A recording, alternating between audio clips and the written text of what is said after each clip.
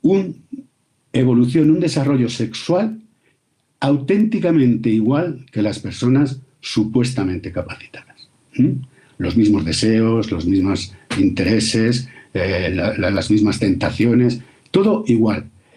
Lo único que ocurre es que estas personas rápidamente interiorizan que es un tema que les puede llevar a perder el apoyo de sus cuidadores, es decir, si reclaman efectivamente la intimidad, el jardín de la intimidad que también define Natalia Rivas, pueden perder su cuidado, pueden molestar y entonces asumen rápidamente que bueno, que esto es un tema que mejor dejarlo. No os cuento las familias que temen esa responsabilidad de que no despertemos el monstruo del erotismo en nuestros hijos con discapacidad intelectual, porque encima siguen viviendo aquella dicotomía entre angelotes puros y castos o auténticos perversos, con lo cual el miedo es terrible. Y también otra cosa sobre esta cuestión, y es que tampoco pongamos como el hecho determinante emancipador la erótica y la sexualidad. Creo que hay cosas que Maru apuntaba del ser, del cómo ser una persona, de todos los miedos que se pasan, y me hacía mucha gracia, como decía, bueno, desnudarse es difícil, pero vestirse es bastante peor. Bueno, ¿por qué he hecho tanta alusión a Penélope, la una y la otra? Pues porque Penélope, cuando Ulises hizo el viaje a Ítaca, pues tardó 10 años creo que en volver, y ella tenía que elegir un heredero al trono, un esposo, ¿no? Entonces tejía la manta, si queréis hacer el símil de la sexología, por la mañana, y la destejía por la noche. ¿Qué quiere decir esto? Que tampoco hay que denostar todo lo viejo, que tampoco hay que denostar todo lo antiguo, y basarse un poco en el conocimiento que ya hemos adquirido, que no es poco. Y otro tema era lo que tiene que ver con no meter a presión la sexualidad de la diversidad funcional, a presión entre las sexualidades, como que fuera una especial sexualidad en la cual hay que tratar. Posiblemente hay que tratarla específicamente, pero no especialmente. Y esto tiene que ver con el arco de Ulises, que también para ocupar el trono deberían ser capaces los candidatos de tensar ese arco que se había construido Ulises, sinuoso, muy sinuoso, como los renglones del deseo, y que lo difícil ya era, en principio, era encordar ese arco, con lo cual nadie podía tensarlo. Bien. La segunda idea, hemos hablado de la ciencia, hemos hablado del conocimiento, de cómo se arroga algunas atribuciones que a lo mejor no merece. El segundo tema se tiene que ver con los derechos y el derecho. Ayer hablaba Natalia de los derechos, yo junto con ella, que hemos caminado mucho tiempo juntos, hemos sido unos grandes defensores de los derechos, aunque yo tengo un cierto matiz que hacer a su optimismo en cuanto a los derechos. Yo tengo que hacer un matiz. No es que sea pesimista absolutamente, pero no soy tan optimista. Porque creo primero que lo legal y lo moral no siempre son conciliables. Es decir, no es verdad que toda la ética y tal acabe transformándose en ley, no es verdad. Hay leyes que carecen de la más mínima ética, y no creo que sean fácilmente conciliables. Yo creo que es más interesante la reflexión ética previamente a la legislación. Creo que es más importante esa ética que la legislación en sí.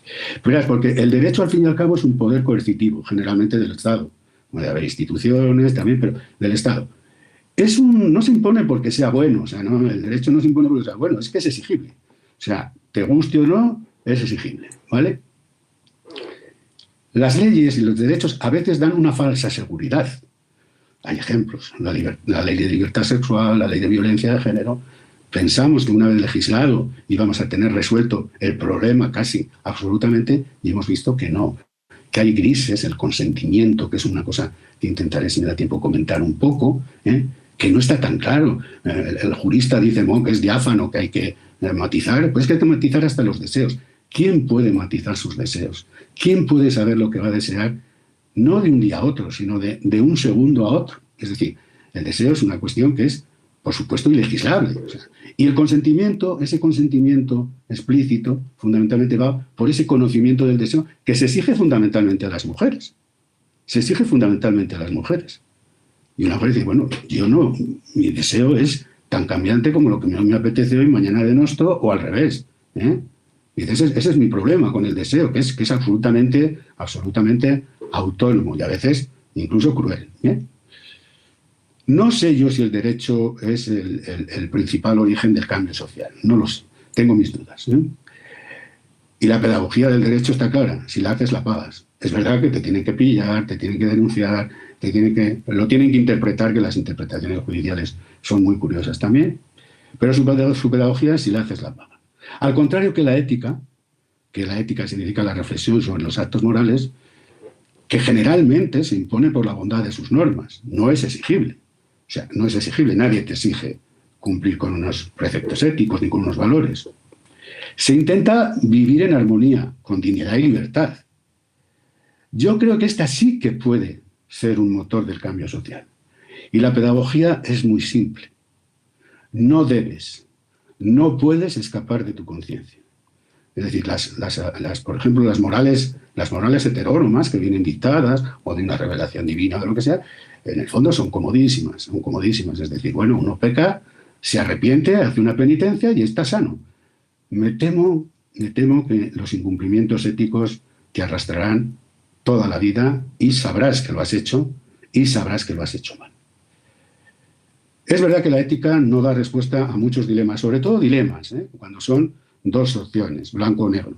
Sí que sirve más para generar lo que se llama cursos de acción en los problemas. Es decir, vamos mirando los problemas, vamos viendo los hechos, vamos viendo lo que conocemos y al final tomamos y decimos, bueno, pues entre las posibilidades hay estas tres. ¿Cuál creemos que es la...? Y decidimos. Y no significa que las otras 2, 3 o 4 sean peores, simplemente que tomamos una decisión.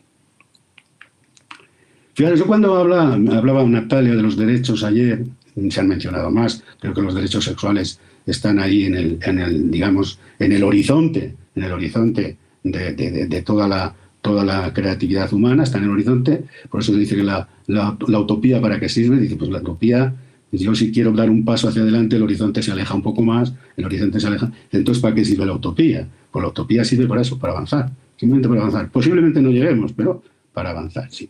Pero yo me imagino, cuando se habla de los derechos sexuales como parte de los derechos humanos, además, a una persona cargada de maletas de derechos sexuales, derechos humanos, derechos civiles, derechos fundamentales, arrastrándola a la ciudad de Zamora, donde vive Maru, para decirle al registrador de esa ciudad que tiene que cambiar en el folio registral el nombre de una persona transgénero.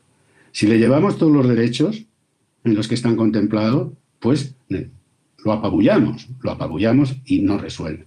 Tenemos que bajar esos derechos a las leyes positivas donde podamos incidir casi a punta de dedo y decirle, miren, ¿dónde dice que usted tiene que registrar este cambio nominal?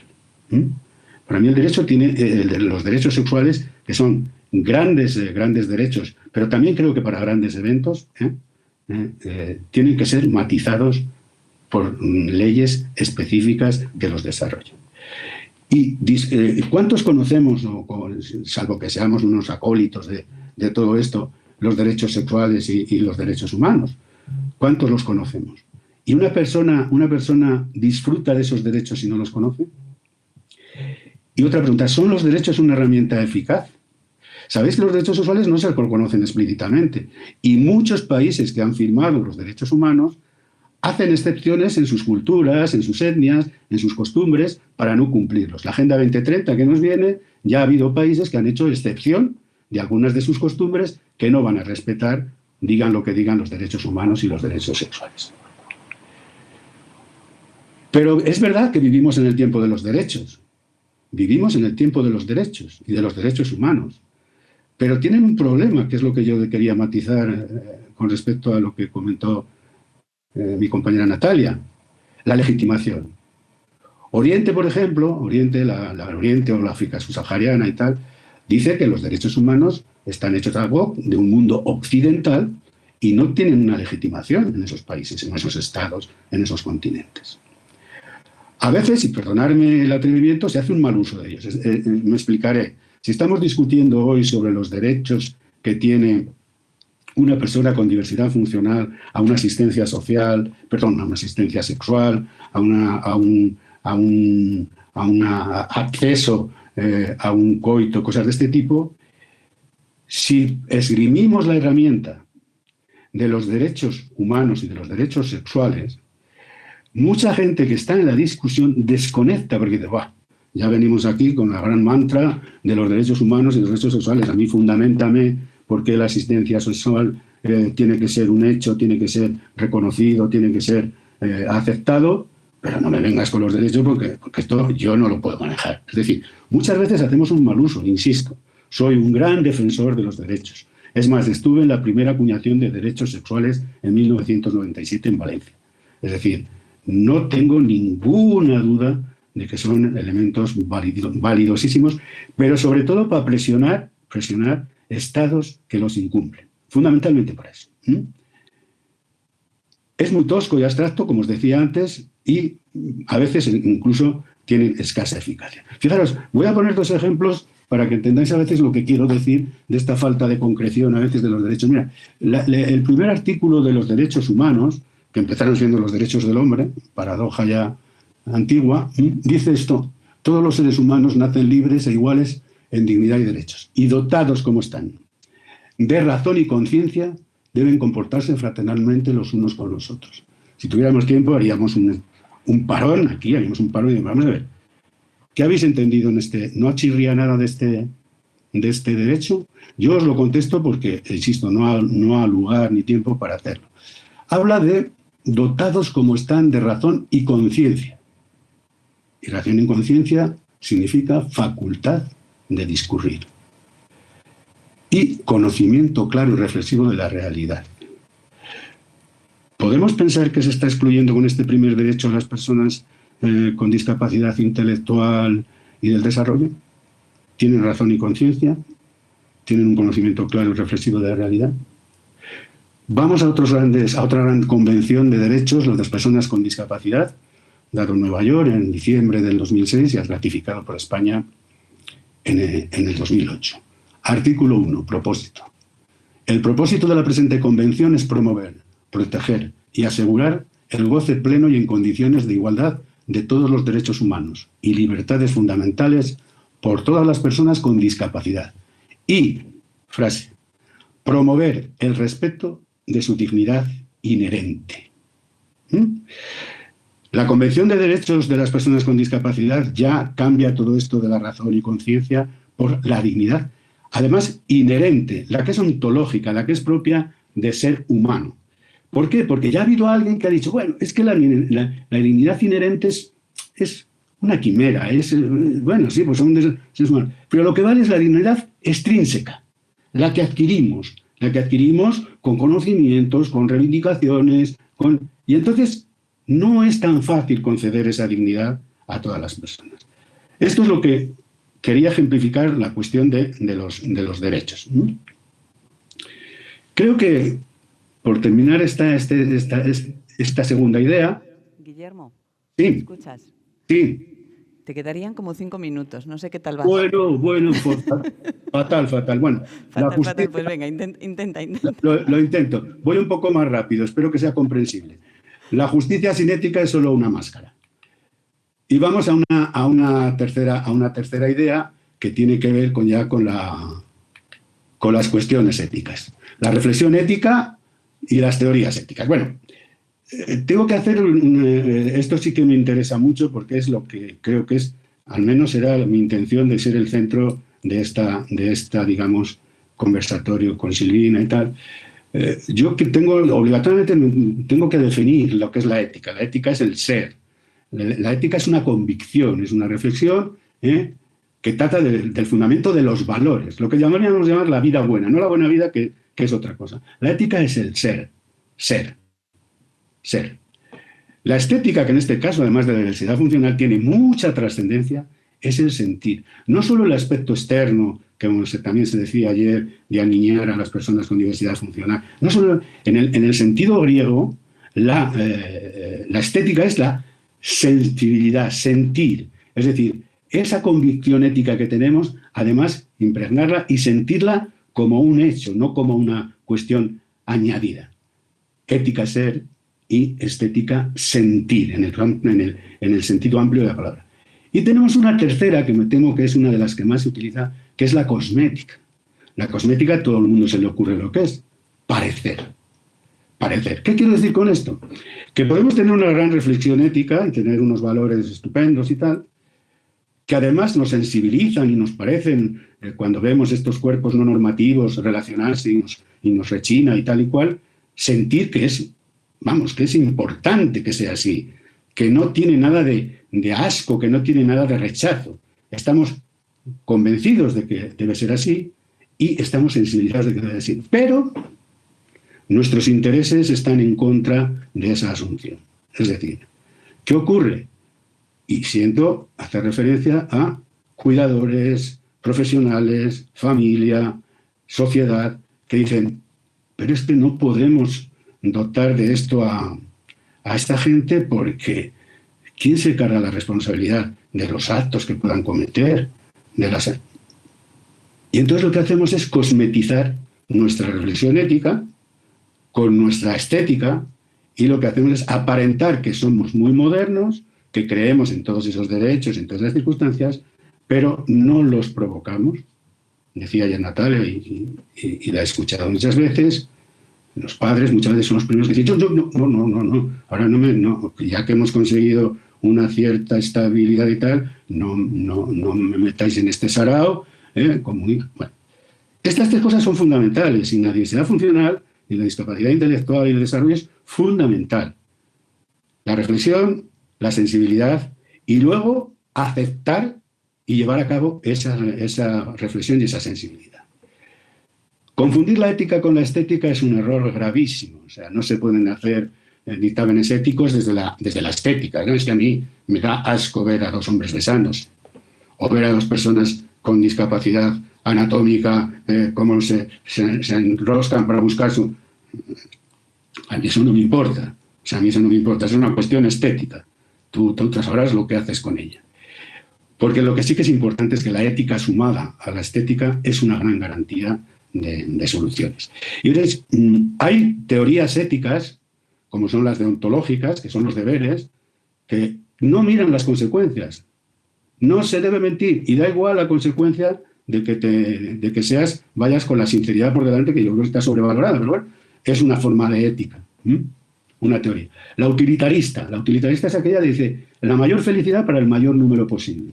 Ya veis el sesgo, no es universal, y quién sabe lo que es la felicidad para cada uno. Entonces, tiene un sesgo. Yo estoy más por algo más antiguo, que es la ética de las virtudes. La ética de las virtudes que nada tiene que ver con las teologales, fe, esperanza y caridad, sino que tiene que ver con las virtudes que Aristóteles definía como la prudencia, la justicia, la fortaleza y la templanza. Y preparando esto, encontré un texto de Adela Cortina que habla de una virtud que para ella es muy importante y además lo hace de una forma muy poética, que es la cordura. La cordura tiene que ver, por supuesto, con la capacidad mental y estas cosas, pero también tiene que ver con cors cordi, del corazón. Y ella dice esto que me parece muy interesante. La prudencia injertada en el corazón de la justicia es la cordura.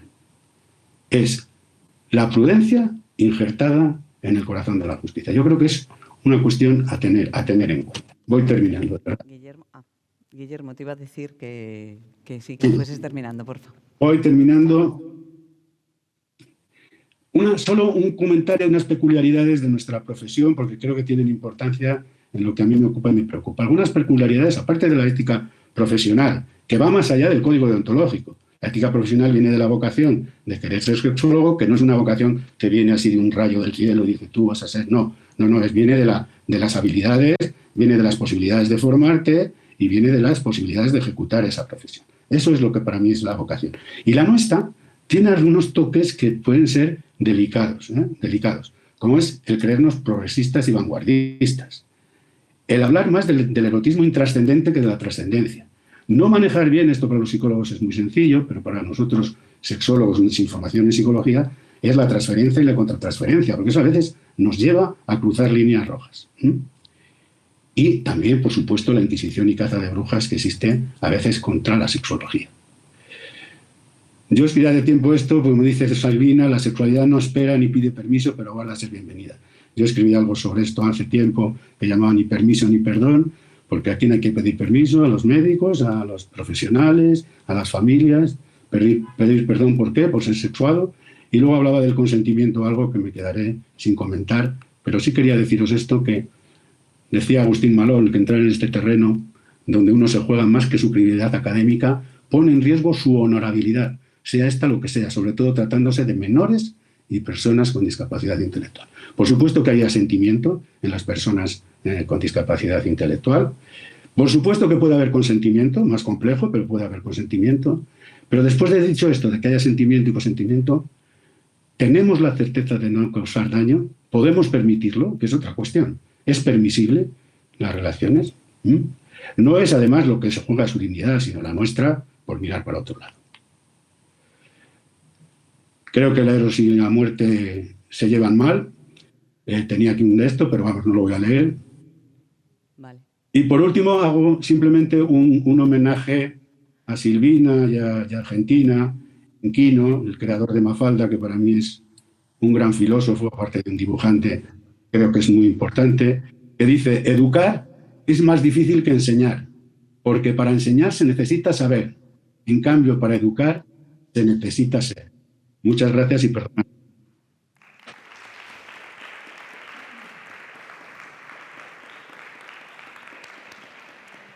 Bueno, muchas gracias, Guillermo. Sabemos que el formato no facilita la comunicación y el poder debatir. Entonces, nada, muchas gracias por todo lo que nos has dejado, que yo he apuntado un montón de cosas muy interesantes. Y le damos paso a Silvina que nos cuente. Bueno, y además con este maestro que antecede, del que tanto Tomás nutrice. Qué alegría tener maestros, ¿no? Qué alegría tener maestros para honrar. ¿No? No se oye. escucha? Pégate un poquito más el micro. Ahí. ¿Cómo nos queremos oír, ¿no? Hemos demandado todo el tiempo. Eso es algo que queremos ver, queremos oír en la inmediatez. Bueno, de eso van estas jornadas, ¿no? De sentirnos esa vulnerabilidad por un momento, porque yo sí, voy a hacer una sola puntualización y me meto ahí en lo que pretenciosamente traía. Yo sí que dudo de aquella máxima de que todos somos un poquito discapacitados. Lo dudo muchísimo, ¿eh? No creo que ninguno de nosotros estemos en disposición de desaprender esta capacidad que también nos queda. A mí no me preocupa tanto el concepto de discapacidad como la sobrevaloración que hacemos de las capacidades físicas, intelectuales, sensoriales, porque esas capacidades creemos que van a ser lo que nos van a hacer justamente. Es un bucle, ¿no? Somos sexuales porque somos capaces. Somos capaces de decidir, de tener, de no tener, bueno, ¿qué vamos a hacer cuando perdamos esas capacidades? ¿Seremos las mismas personas? Bueno, de esto no es mío, es, como casi todo, de grandes maestros a quienes quiero honrar hoy. Pero primero, lo primero. Quiero agradecer y celebrar profundamente esto que parece que se gestó aquí, pero se viene gestando hace mucho tiempo, con personas que necesitaba encontrar. La sexualidad es con otros, ¿no? La educación sexual es con otros, pero no siempre es fácil trabajar con otros. Y aquí lo que se intuye, yo digo que la sexualidad es esto, ¿no? No sé cómo explicarlo, es esto. Y esto está aquí desde que llegué y antes. Y tiene nombres de personas, qué suerte. Tiene nombre de una organización que justamente se organiza para jerarquizar esto que hasta hace muy poco y aún hoy llamábamos un tema pequeño, complejo. Yo necesito sacar la discapacidad y la sexualidad de esos preconceptos que anteceden a lo que después puede ser una gran teoría, pero es el tema problema, el tabú, los mitos y todo aquello que después todo lo que viene es un como si, ¿no? Es un gran concepto tokenista de como si fuéramos inclusivos, como si nos creyéramos que la sexología y la educación sexual realmente, sustancialmente va con esto, ¿no? Y que muchos de nosotros vamos a tener un acompañamiento genuino desde el principio y hasta el final. Entonces, quiero honrar a Penélope, a Pilar, a Débora, a Freddy, a Valentina y a cada uno de ustedes por estar aquí. por sentirse invitadas a este convite, porque hasta hace muy poco éramos muy pocos. Y esta multiplicación hay que fundamentarla, hay que apasionar a las personas para que realmente salgan de esa idea de, ojo que la discapacidad te puede tocar a ti, ¿no? Eso se llama la teoría de la tragedia personal. Se empieza a gestar allí la indeseabilidad que se relaciona con la discapacidad. No es verdad que casi todo, no es lo mismo no saber ecuaciones que ser una persona cuadriplégica. La discapacidad es otra cosa y no es el negativo o no es el adverso de la capacidad. Sigo con los agradecimientos. No llegué aquí sola, llegué también de la mano de alguien que me responsabiliza mucho. Por eso les decía a las compañeras, estoy muy nerviosa. Y lo hago esto casi cada fin de semana, porque llegué aquí por recomendación de Bruno Martínez. Oh, Bruno Martínez, ¿no? Y así, yo digo que necesitamos aliados necesarios. Bueno, los encuentro y cada vez más y me voy plena de esto. Quiero agradecer también a la sexistencia de Amezúa, que me trajo hasta aquí, a la libertad de Javier Romanach, que me trajo hasta aquí, y que cuando pude unir a las dos, esto de la sexualidad versus la discapacidad y los 4 o 5 mitos, se transformaron en otra cosa. Y eso es lo que necesitamos.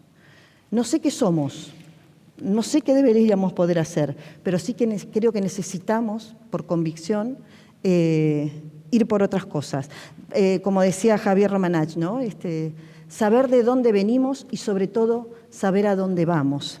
Quiero también homenajear la memoria de Carlos de la Cruz, ¿sí? Con quien hemos coincidido en algunas cosas y en otras no, pero realmente era un referente que nos antecedía y eso hay que saber honrarlo.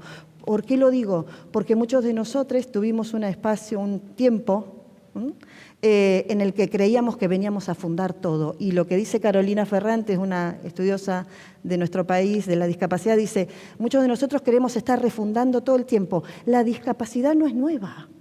La sexualidad y la discapacidad tienen que salir de esa categoría de el tema novedoso. Uy, no se me había ocurrido nunca pensar, ya no solo en los asistentes sexuales, sino en las personas con discapacidad y desde esta cosa primaria y no basal de que tengan sexualidad, ¿no? Bueno, también, ¿por qué no? A todos ustedes, como decía, y con cuántas personas me he encontrado a las que les puse cuerpo, que nos conocemos de las redes, pero creo que con muchos de ustedes nos conocemos de otras vidas. Así que todos esos encuentros se multiplican en esto que pretenciosamente les traigo. Que en el título, y eso es lo que quisiera, ¿no? Que la discapacidad y la sexualidad o la diversidad funcional dejen de ser un título, dejen de ser un tema. Deberíamos poder dejar de tematizar para empezar a pensar a la discapacidad, a la diversidad funcional y a la sexualidad como una necesaria perspectiva, pero con una perspectiva que nos incluya, una perspectiva con nosotros dentro. Ese fue realmente el lema de la diversidad funcional. Entonces, yo les traía una pretenciosa presentación que tenía por título, porque ahí están los conceptos y no solo los términos que me interesa trabajar. Educación sexual integral, diversa, funcional, desde perspectivas latinoamericanas y prosexo. Claro, si todavía estamos en la etapa de ver si tienen, no tienen, si son, si no son, si los vamos a dejar, si les vamos a permitir qué del sexo, ¿no? Como si fuera un gran combo, porque la idea no es si les vamos a dejar tener o no sexualidad. A mí me interesa profundizar en cada una de esas afirmaciones que ya no nos sirven, que deberíamos sentir que hay una cuestión sumamente licuada que pone no solo en riesgo a las personas con discapacidad, sino a cada uno de nosotros mismos. Pienso entonces en 3 o 4 lemitas que yo me he inventado para pensar esa educación sexual ya no solo anticapacitista, sino prosexo.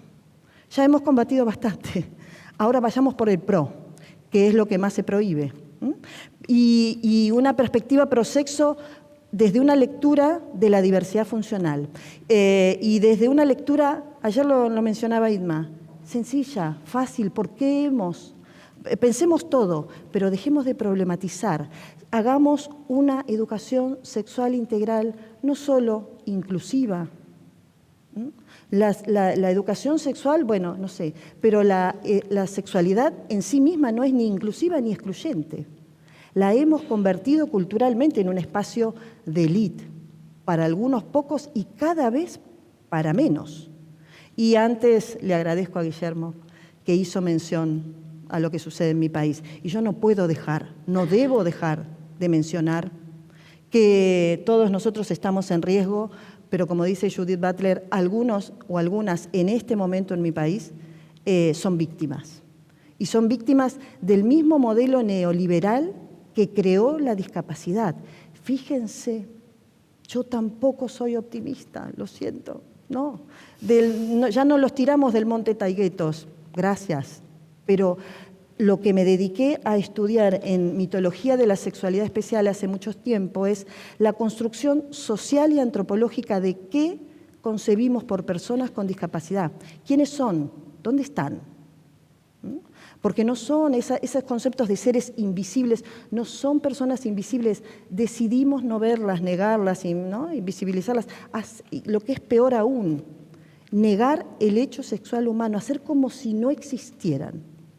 Esa es la negación más profunda. Y de tanto que decía Guillermo, yo tengo tanto hermoso para retomar y qué suerte esas coincidencias, ¿no?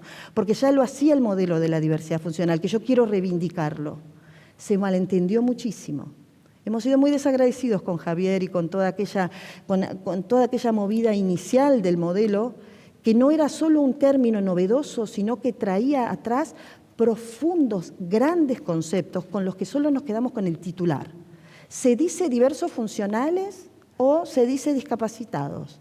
Bueno, necesitamos una profunda incorrección, creo yo, para pensar desde esa incorrección las sexualidades, porque ya les hemos puesto demasiadas normas. El caer en nuestras propias trampas, eso creo que es el giro decolonial que podemos traer, ¿no? Es decir, que podemos o estamos en disposición de aprender o de desaprender, lo decía aquí la compañera. Yo creo que todos, de eso no nos vamos a olvidar nunca, ¿no? Yo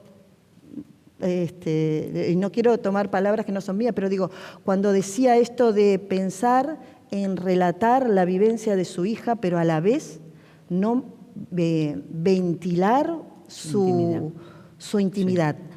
Ahí hay un gran punto.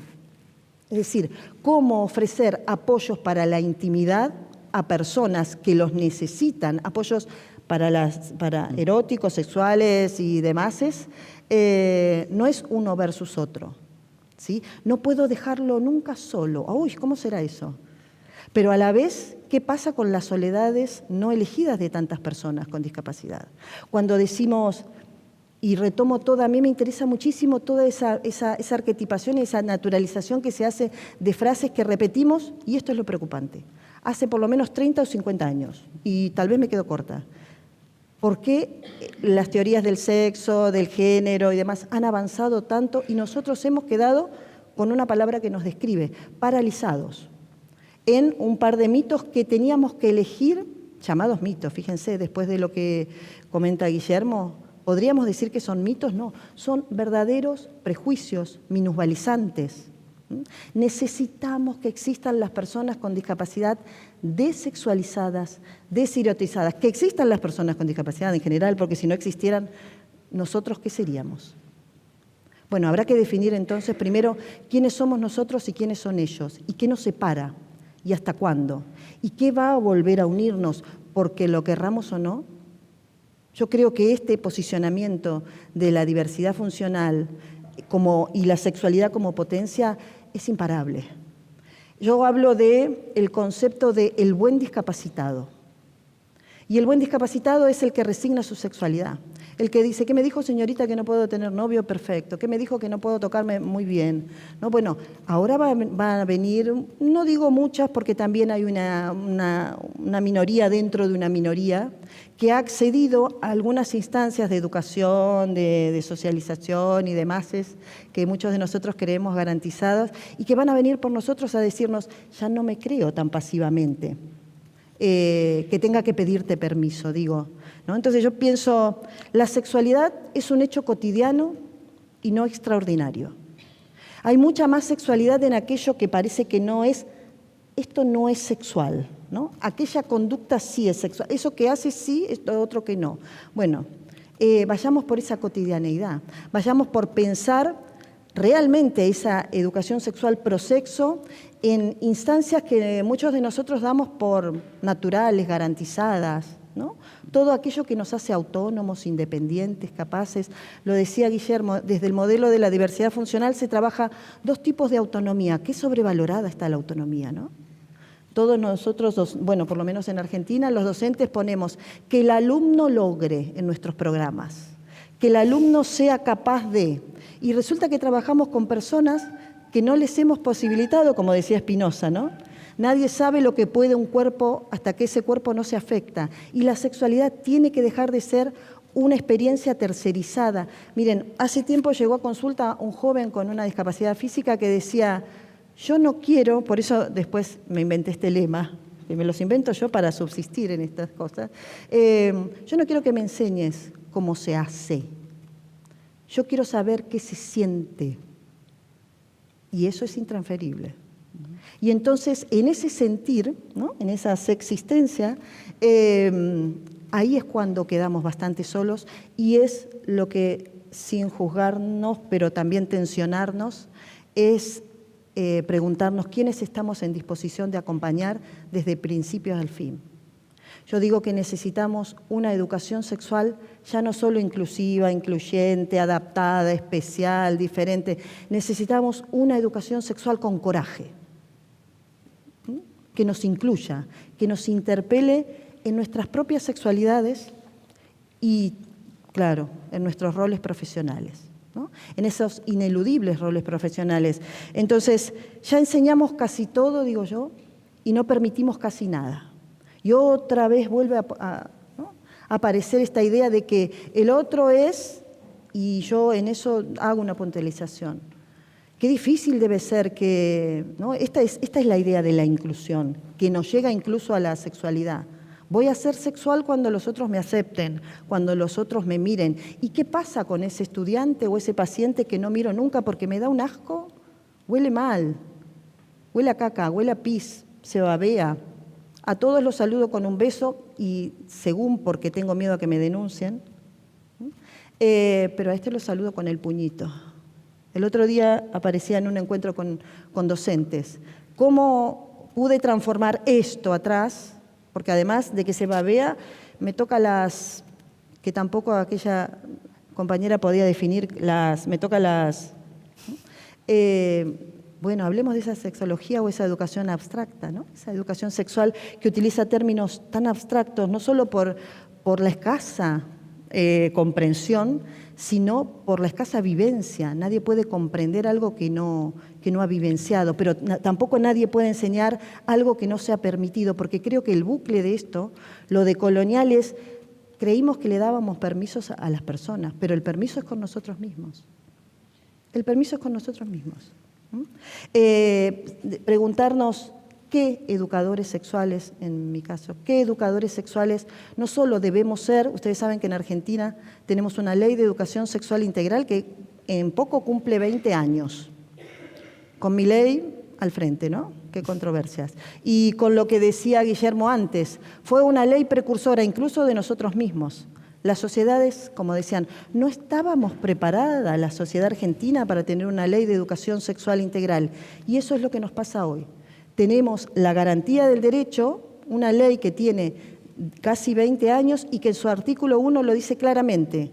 Todos los estudiantes tienen derecho a recibir educación sexual integral, desde inicial, desde el parvulario, hasta formación docente. No nos alcanzan los protocolos, no nos alcanzan las leyes, no nos alcanza el marco regulatorio. Decimos, con la ley sola no se puede, pero sin nosotros va a ser imposible. Entonces, por eso digo, una educación sexual integral con nosotros adentro, ¿pero para qué? Para habilitar, para ser facilitadores facilitadoras o para ser obstáculos de los procesos de sexuación que deberíamos poder acompañar, porque esta ley es clara, no puedo elegir si brindo o no brindo educación sexual. Ya no aparece aquel matiz de, perdón, la acepción para las personas con discapacidad también. La ley dice todos los estudiantes, pero no dice escuelas de educación especial, pero no dice, y tal vez debería decirlo, y tal vez tener tu nombre, el mío, para que digamos, así sí me toca, ¿no? Yo creo que ya hemos escrito muchos libros, hemos escrito muchas guías, eso hice yo en Mitología de la Sexualidad Especial, ¿no? Recopilé hace 15, 17 años viviendo en Barcelona, todo ese material que decíamos, bueno, como no hay nada para leer, como no hay material bibliográfico, yo me autoexcuso. Estamos desbordados de material. Hemos producido muchísimo, pero ese material ha quedado, ¿no?, en esa educación sexual academicista, que por academicista, una educación sexual, digo yo, para intelectuales, que definitivamente inhabilita a aquellos que no pertenecen o creemos que no pertenecen a esta categoría, o una educación sexual que le baja el precio a la educación sexual. Bueno, esto no lo van a entender, esto no va a servir, esto no lo va a usar, ¿no?, ese modelo utilitario de la educación sexual. Esto las familias se van a resistir. Podría mencionarles, por ejemplo, que la misma ley de educación sexual nuestra dice claramente, yo no puedo elegir si brindo o no brindo educación sexual a las personas, en principio con diversidad funcional, por puntualizar. Nosotros ahora debatimos, ¿pero qué educación sexual? Porque la ley es la misma para todos, pero la interpretación o la apropiación de ese material maravilloso que muchos otros países desearan tenerlo, no garantizó que nosotros pudiéramos tomar esta ley como propia. Y esta ley también dice claramente, tenemos la responsabilidad ineludible de trabajar con las familias. Lo dice claramente. Bueno, en cada encuentro escucho esto que a mí me ocupa y me preocupa especialmente. La culpabilización que se hace en relación a las familias de personas con discapacidad, por sobreprotectoras o por abandónicas. Y ahí vuelve a aparecer este binarismo. Digo, nadie tendría que elegir, porque no es una elección de equidad, ser un ángel o un demonio, un niño eterno o alguien bordeando en la satiría. Estos conceptos de infantilización, niños eternos, romper todas las barreras, superar todos los prejuicios, son conceptos tan enormes que la antropología y la sociología nos da una respuesta a esto. Y Guillermo también lo decía tan claramente. Miren, vayamos por lo posible. Amiguémonos o por lo menos reconozcamos el capacitismo con el que vivimos. Porque ¿qué le ha pasado a nuestra educación sexual integral también? Se le ha colado el modelo médico rehabilitador hegemónico. Y entonces empezamos, bueno, pero educación sexual integral para personas con discapacidad intelectual, física. Miren, hay una teórica negra estadounidense, Talila Lewis, que habla de la discapacidad fluida. Me parece un concepto maravilloso para dejar de biologizar la discapacidad. Claro que las personas con discapacidad intelectual, sensoriales, físicas, con nivel de lesión 48, 55, tendrán especificidades. ¿Es importante conocerlas? Sí. ¿Yo niego el diagnóstico? No. Lo tomo como parte de la información necesaria, porque no es tampoco ni tanto ni tampoco, ¿no? Hemos ido entre una cosa u otra, si somos iguales, si somos diferentes, y allí nos debatimos en nuestro propio bucle y es imposible avanzar. Entonces, ¿es una información necesaria? Sí, pero así como los genitales, digo yo, ¿no? No es solo genitalidad la sexualidad. Digo, la sexualidad, dice la ESI bastante pacata que teníamos en Argentina, que dice, la sexualidad no es genitalidad. Y yo digo, después de muchas experiencias acompañadas, pero la incluye. Porque tal vez también es un espacio de élite para quienes hemos pasado por los genitales y decimos, y ahora vamos a degenitalizarnos. Bueno, hay personas de 40 años que buscan esta primera experiencia coital o genital. Y muchos de nosotros les decimos, no, la sexualidad es mucho más amplia, la sexualidad es todo, ¿no? Estas grandes cosas que decimos, todos somos sexuales, todos tenemos los mismos derechos. Bueno, volvamos a esto que tomaba que tomaba Guillermo, ¿no? Si el sexo es un derecho, debemos preguntarnos para quiénes, cuándo. Sobre todo, saben que vengo trabajando mucho, ¿dónde? El dónde ha sido una deuda histórica para las personas con discapacidad. Yo propicio pensar el concepto de sexo en relación a lo que venimos estudiando históricamente con la accesibilidad, para que no nos queden parcelitas, ¿no?, temáticas de importancia. ¿Qué tiene que ver la accesibilidad con la sexualidad? Todo. Claro, porque si yo no puedo salir de mi casa, dicen algunos teóricos argentinos, las personas con discapacidad son los grandes inesperados.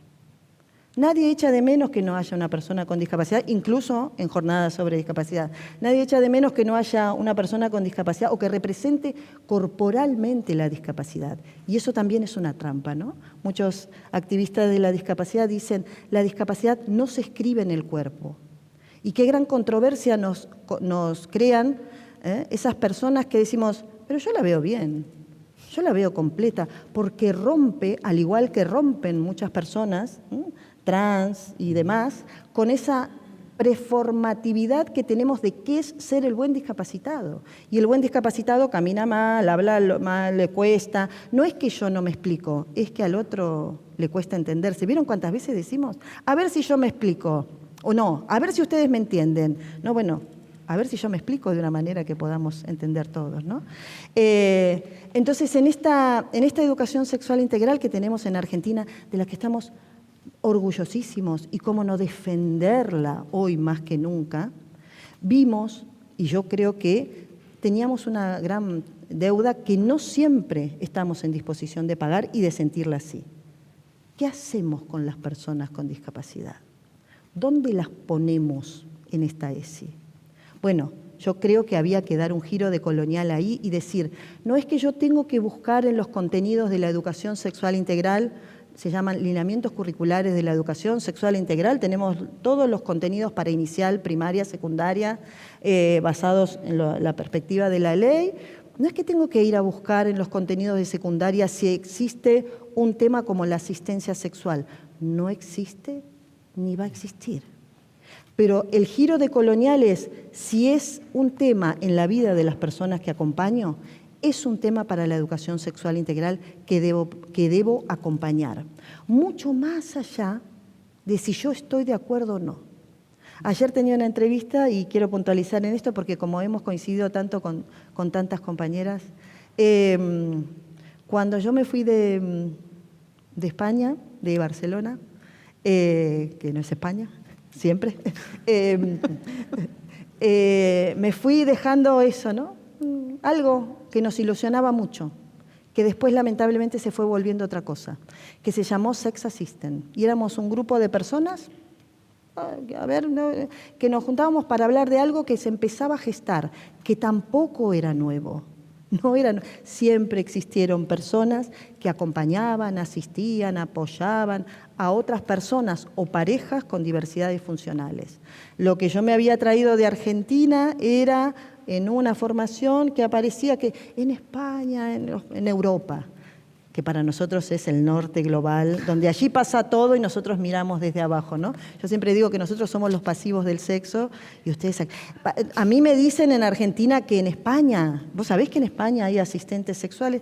Y algunas cosas sé de eso. Bueno, pero nunca en la historia algo pasó que una mujer latinoamericana bastante morochona pasó por ahí y hizo, bueno, ¿no? Como una aportación pequeña. Bueno, tampoco es personalizar esto y eso también me parece muy importante. Nada tiene que tener en particular nuestro nombre, pero sí creo que va a haber que historizar la discapacidad para no cometer algunos errores ni ser injustos con nosotros mismos, ¿no? Bueno, en ese momento hablábamos de lo que no sabíamos, pero qué lindo que estaba. Porque nadie quería enseñar a nadie qué era la asistencia sexual y qué no era la asistencia sexual. Tomamos experiencias de gente que fue muy generosa con nosotros. Marcel News, desde Francia, ¿sí? Se venía dando el debate sobre la asistencia sexual en Francia hacía 20 años. ¿Y saben qué es lo preocupante? Bélgica, Holanda, Dinamarca y todo eso que por allí se repite. Que las preguntas los a favor, los Montescos y los Capuletos de la asistencia sexual se basaban en lo mismo que hoy, luego de 15, 17 años para mí y de muchos más para otros países, las a favor y en contra eran los mismos. Y a mí no me preocupa tanto la asistencia sexual, sino la construcción social y antropológica que tenemos de qué es ser una persona con discapacidad en la España de hoy, en la Argentina de hoy, y con nuestras similitudes y aciertos, lo troncal, es decir, la representación negativa, arquetípica, minusvalizante de la discapacidad y la sexualidad, sigue siendo la misma. Por eso yo creo que hay que poder profundizar en otras cosas. Ya no nos alcanza con el protocolo, porque los protocolos los tenemos, pero muchas veces no podemos cumplirlos. ¿Quiénes de nosotros vamos a cumplir protocolos que digan no solamente las personas con discapacidad están asociadas a las necesidades? Pongamos un ejemplo típico. ¿Quién de nosotros se negaría a pensar que si una persona con grandes necesidades de apoyo o mínimas, lo que fuere, necesita higienizar sus genitales? ¿A quién le tocaría, no? Siempre hay, bueno, enfermero, asistente personal, ¿no? Bueno, pero si esa misma persona, su deseo, su necesidad, que no son lo mismo, pero en discapacidad es lo mismo, ¿no? Deseo, necesidad, necesitara, deseara, pidiese, solicitara que esos mismos genitales fueran erotizados, parece que es otra cosa, lo es, no lo es. Sin embargo, ahí entran nuestras controversias.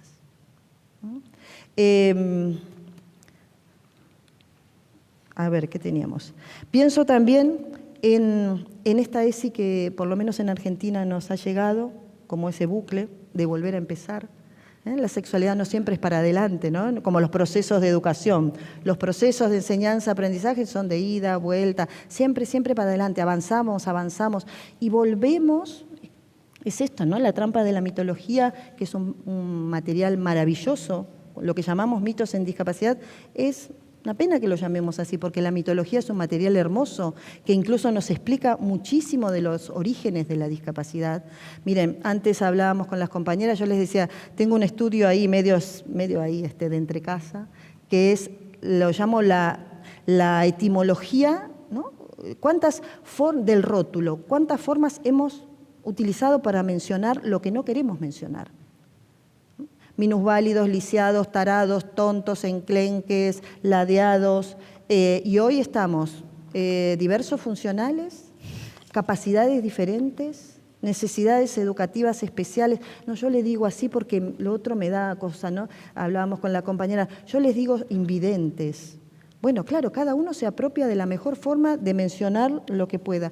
Qué interesante es hacer el mismo estudio así de lo espontáneo en relación a cómo mencionamos todo el cuerpo es sexual. Sin embargo, no me produce lo mismo decir cabeza que vulva. Y a la vulva le hemos puesto, ¿no?, tantas otras cosas. Entonces digo, ahí empiezan a aparecer otras cosas que me interesan, más allá del permiso, de la aceptación. Me interesa pensar que aunque le cerremos la puerta del consultorio, de la escuela, del centro de día y todos esos lugares institucionalizados, porque son también sexualidades institucionalizadas, ¿no? Las personas con discapacidad decimos que tienen dificultades para adaptarse, sin embargo les pedimos tantas adaptaciones como normas y preconceptos sobre lo que se debe, se puede. Ya no es solo lo que pueda hacer, ¿no?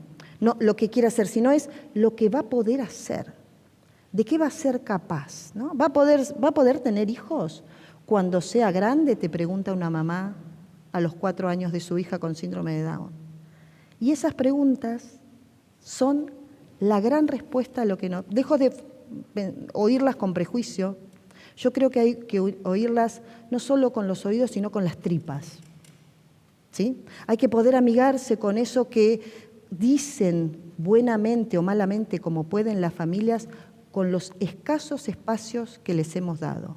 A las familias, al igual que las personas con discapacidad, les pedimos que sepan cumplir con ese prototipo cuestionable, ¿no?, de la sexualidad plena, placentera y responsable.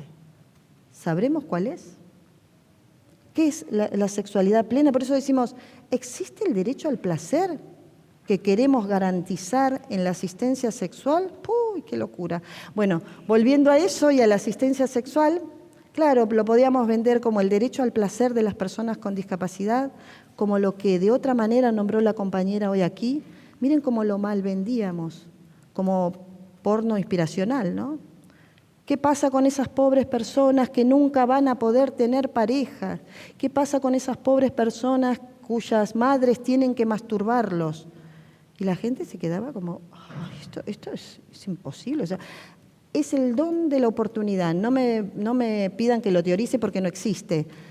Una palabra, algo dicho en un momento no adecuado, con un tono, con un gesto, las familias hacen crack y no volvieron más. Entonces, si yo le hablo a las familias, por ejemplo, de la asistencia sexual luego de 30 o 40 años de ausencia de educación sexual, tal vez yo pueda quedarme con el concepto de, esta familia no entiende, esta familia es represora, esta familia está llegando recién a algo que muchos de nosotros, profesionales, les hemos prohibido. Y también voy y vengo con cosas, pero ahora voy a retomar lo de la asistencia sexual o me lo voy a proponer. ¿Cómo connota el término terapia? Terapia sexual, terapia, en relación a personas sobreterapizadas, por ejemplo. Digo por la conveniencia de empezar a pensar que para algunos la terapia es, y para otros es cuando se terapiza hasta el sexo. Cuando, yo voy a hacer una puntualización y no es, venía pensando en esto, en los conceptos de rehabilitación sexual, en ese otro concepto de dudoso origen que es los paraorgasmos, ¿no? Está el orgasmo y el paraorgasmo, ¿no? Lo paralelo, lo parafílico, lo paralítico. Entonces le ponemos todo como están las personas que nos sentimos, convocadas por vocación a trabajar con las personas con discapacidad. ¿Cómo vende eso? ¿Cómo nos gusta? Nosotros hacemos un estudio con nuestros estudiantes del profesorado de educación especial y decimos, ¿por qué estás acá? ¿No? Hay una gran puerta de entrada de nuestra educación sexual que es la reflexión sobre nosotros mismos. Sin esa puerta todo lo demás es un como si, ¿no? Y entonces la pregunta es, ¿por qué elegiste trabajar en discapacidad? Suponiendo que la discapacidad se elige. Eso es una gran controversia para pensar, ¿no? Perfecto.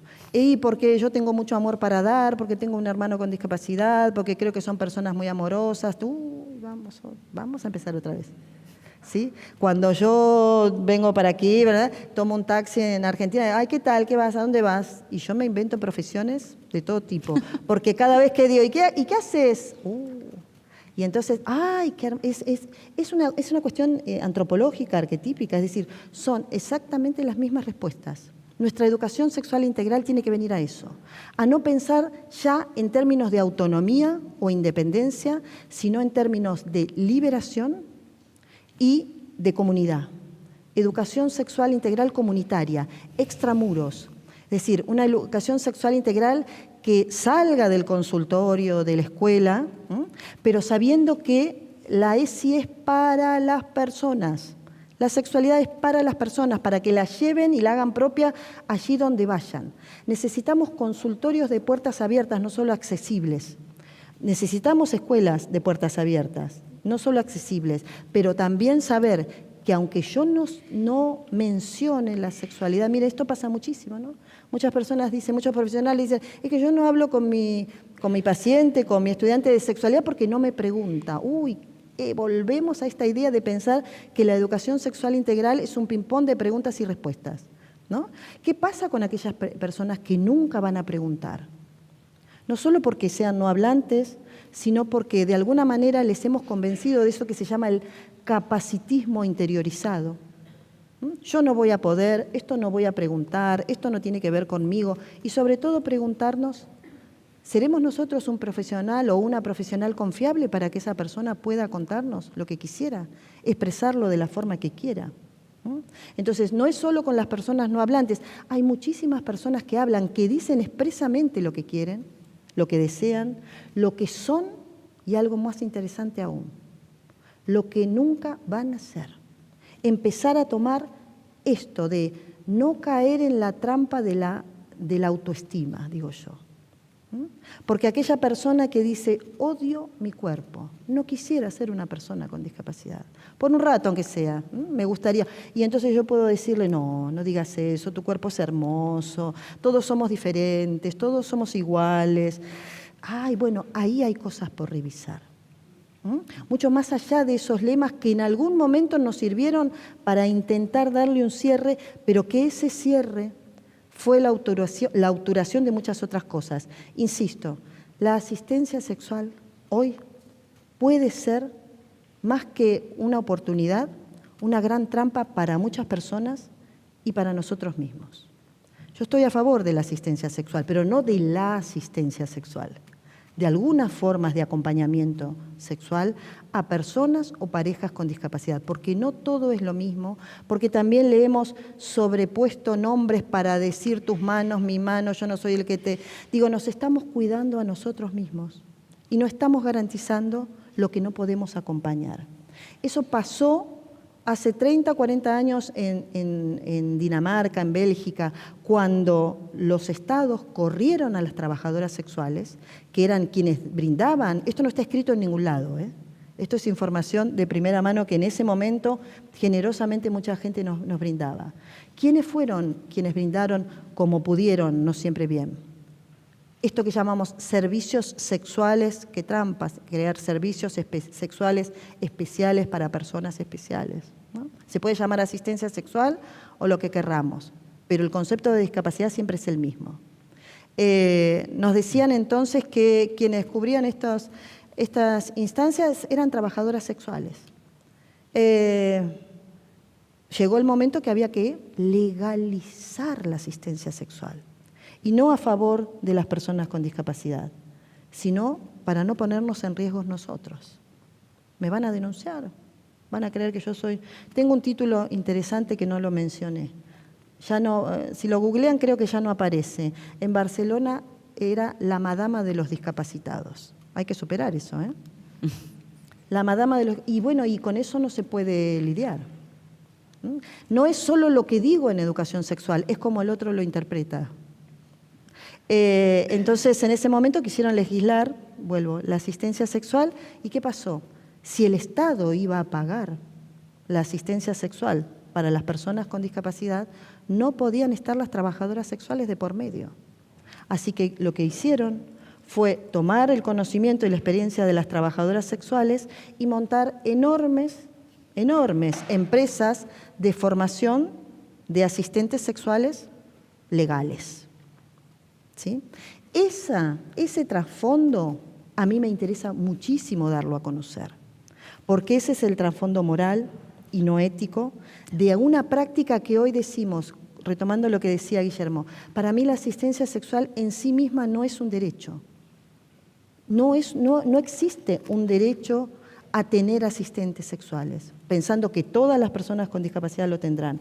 Pero miren, mientras nosotros nos debatimos si es un derecho, no es un derecho, cómo se llama, allá afuera hay un montón de personas que están esperando que nos pongamos de acuerdo en esta larga fila que mencionaba ayer el compañero, de ser decididores de la felicidad o de la infelicidad de muchas otras personas. Entonces, claro, se trata de sexualidades alegales, no solo de la asistencia o el acompañamiento sexual. La asistencia sexual puede ser el colofón de un montón de cosas que si no resolvimos antes, siguen siendo las personas con diversidad funcional, como lo decía Javier Romanach, queridas pero no deseadas. Les queremos para hacer estas jornadas, les queremos como estudiantes, pero como hijos preferentemente no. Como parejas eróticas y, bueno, más o menos, algunos que controlen esfínteres, que se sepan vestir luego. Esta idea de la espontaneidad, un compañero nos decía hace tiempo yo perdí espontaneidad ¿Cómo es tener un cuerpo capaz que vas sintiendo que va perdiendo capacidades? Es algo maravilloso para pensar, ¿no? Para acompañar. Y yo perdí espontaneidad. ¿Qué quiere decir? Es que yo antes tenía una pareja, iba y la abrazaba. Y ahora le tengo que decir, te quiero abrazar, ¿me agarrás el brazo? Y te abrazo, ¿no? Y él decía, ahí ya perdí espontaneidad porque no la puedo sorprender.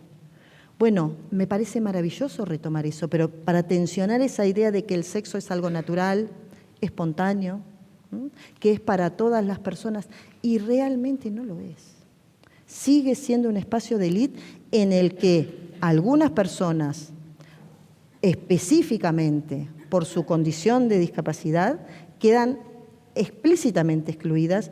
Y voy terminando con esto, y lo que me preocupa hoy a mí son, lo que se mencionó muchas veces aquí, las personas con multidiscapacidades o grandes necesidades de apoyo, las personas no hablantes, los adultos con discapacidad, toda una vida trabajando por la inclusión y al final, digo yo, vuelven al cuartito del fondo porque no hay nada que hacer, ni con quién estar, ¿no? Estos son los grandes abandonos. Digo, hemos creado una industria del ser autónomo que haga todo solito, la autosatisfacción, la autogestión menstrual, todo es auto. Entonces, esta idea de pensar que de repente, si bien no les vamos a permitir tener una pareja, elegir su ropa, les vamos a traer unos asistentes sexuales al fin de la vida que son maravillosos, es la complejidad de lo que no logramos entender. Nosotros decimos en la ESI en Argentina que es necesario trabajar en progresión. No hay una educación sexual integral de yo te enseño, vos aprendés hoy, ¿no? No puedo pasar de 0 a 1000, toda una vida de silencios y de repente esperamos que mágicamente las familias acepten cosas que llevan un proceso, que no estamos, parece, en disposición de poder esperar. Y otra cosa, tiempo. No tenemos tiempo, decimos. Toda una formación de 4 meses, ¿qué tal el periodo de evaluación? Y no tuvimos tiempo, porque hay otras prioridades, porque tuvimos que hacer, como decimos, los informes. Bueno, si no le vamos a dedicar tiempo a la sexualidad, y miren, digámoslo antes de empezar, porque muchas personas le ponen mucha energía, ¿no? Esperando que muchos de nosotros no demos las respuestas, creo yo hoy. Eso también, qué interpelante, que cómo ser un profesional, ¿me puedo permitir decir no sé? La verdad que no sé.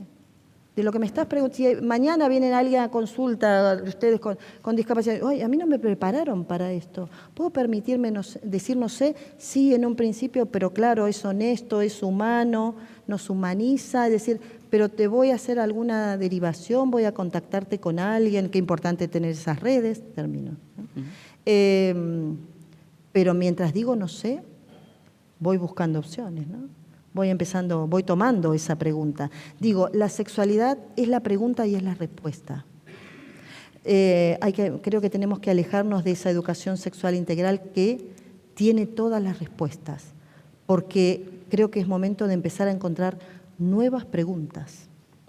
El con quiénes, el por qué, el para qué, la ética, de esos acompañamientos que nos metemos en la intimidad de las personas desde una visión pública, pero que a la vez les queremos enseñar qué se hace en público y qué se hace en privado. Eso es un reduccionismo que lo escucho hace 30 años. Es que el problema es que Juancito no entiende qué se hace en público y qué se hace en privado, pero es que Juancito nunca experienció físicamente un espacio público y un espacio privado, empezando por su propio cuerpo, que es un espacio público sobre el que todo el mundo toca, pregunta. Entonces, no podemos pedirles a las personas con discapacidad lo que no hemos estado en disposición, no solo de darles, sino que yo creo que ya es una convicción preocupantemente naturalizada. Las personas con discapacidad están en los bordes, en lo que yo llamo la alegoría de la caverna. Existe el sexo real y la visión, ¿no? Y el sexo ahí de las sombras. Bueno, ya están aquí, golpeando nuestra puerta. Y podemos, termino, hay una película tremenda de 1917, nazi, de rigurosa actualidad. Se llama Cigüeña Negra. La cigüeña negra, sí existe la cigüeña blanca, y la cigüeña negra era y es la que sigue trayendo a los hijos discapacitados. Y el flyer de esta película muestra a la cigüeña golpeando la puerta y los padres no le abren. ¿Sí? Bueno, piensen en eso cuando culpabilicemos a las familias. Un hecho sexual dio origen a una persona con discapacidad. Enorme tema pensar la erótica en la pareja de padres de personas con discapacidad. No es que no quieran, es que a veces no tienen tiempo, es que no pueden conectarse con su propio deseo, no porque tengan ni disfunciones, ni están cansados. Y nosotros a veces también. Gracias.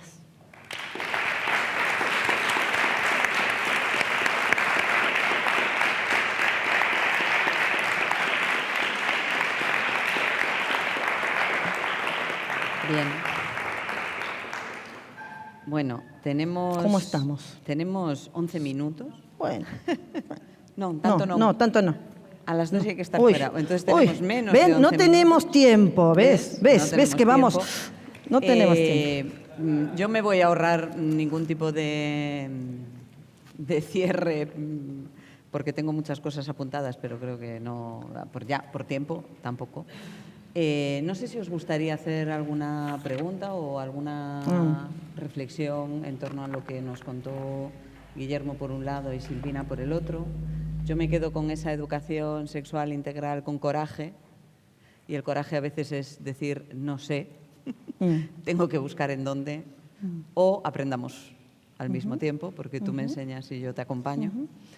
Entonces no sé si alguien quiere hacer alguna intervención. ¿Nada? ¿No? Bueno, como Guillermo no... Guillermo les... se nos... ¿no? Bueno, Guillermo está, supongo que está conectado en el streaming, ahí está Guillermo. Ay, vuelve. No sé si Guillermo... Aunque no lo veamos, el sol siempre está. ¿Quieres decirnos algo en un minuto exacto? No, solo quería hacer una pequeña broma. Es una sensación mía... ¿Se oye bien? Sí, se te oye. No, es una sensación mía, o narrando con acento argentino, tiene como más profundidad la cosa, ¿verdad? Bueno, tiene otro baile. Ay, Guillermo, tenemos que hablar tú y yo. Solo quería, si no hay preguntas, solo quería hacer al final de la intervención de Silvina, que ha hablado de la asistencia sexual. Yo suelo utilizar un símil de quién son los primeros asistentes sexuales, que no cabe duda que son las familias, no ven a sus hijos o hijas hacerse daño. Y me viene bien para ejemplificar lo de la estética. Silvina se ha dirigido ha dicho lo de una madre que tiene que acariciar a su hijo y que se bajan las persianas, ¿no?, de esos padres y esas madres. Pero yo todavía iría más lejos en la estética y un padre acariciando a una hija. ¿Y un? Un padre acariciando a una hija. Ajá. Ajá. Bueno, no sé, vámonos. Vámonos. Complicado, sí. Bueno, gracias, Guillermo, Gracias, gracias por Guillermo. el revulsivo final, que es así Claro. como el tu. Venga, seguimos. Damos paso a Cori, que nos va a dar aquí una despedida para esta... Ahí estaban con frío. Perdonad que... Yo te aguanto. Sí, no pasa nada, me quedo así, que estoy... Sí. Se me escucha bien, ¿no? Sí. Bueno, varias cosas antes de irnos. Porfa, un par de avisos y un cierre súper rápido, que me quitan tiempo. No, es broma. Nada, Guillermo, no sé si me escuchas, pero creo que lo más importante es, por lo menos por mi parte, que yo me meto en todos los charcos. No sé dónde está la cámara, por eso no te miro, realmente, nada, agradecerle a él pues, por enseñarnos a navegar entre lo legal y lo justo, ¿vale? Creo que fue su intervención muy importante en ese tema. Silvina, un par de cosas. Brava, necesaria, el hecho de que puedas aportar luz en un silencio, me parece algo, eso que es súper, que quería que te quedaras, y también el hecho de que lo que me he quedado es como que el deseo no tiene que tener permiso, ¿no? Sino que tiene que tener espacio. Un par de cosas más. Las personas con discapacidad no somos héroes ni pobrecitos, somos personas. Eso por un lado. Por otro lado, cuando vas a un trabajo, es que yo no esperaba una persona ciega, es que yo no esperaba una persona en silla de ruedas. Es que tengo que avisarte. Espérate, mándame tu correo electrónico, te lo mando por postal, no sé, de alguna forma para decirte, oye, va a ir una persona ciega a la entrevista, ¿no? También, me has recordado eso, Silvina, tu intervención, lo inesperado justamente. Deciros, nos vamos a ir a comer, os vamos a pedir que os quedéis, por favor, un minuto para sacar la foto. Importante, a las 5 menos 10 tenéis que estar aquí, porque a las 5 empezamos, el reloj de verdad que no para. Esto necesitamos vuestra presencia, el programa sigue, podéis hablar, experimentar vuestras impresiones, tomaros una siesta ahí estratégica, los de streaming con la cámara encendida, por favor, que yo os veo, y yo aprovecharé para cogerme un avión, irme a ensayar, irme a tocar a mi caballo y irme a galopar, y luego vuelvo, que estoy donde quiero estar. Así que, por favor, quedaros para la foto y buen provecho.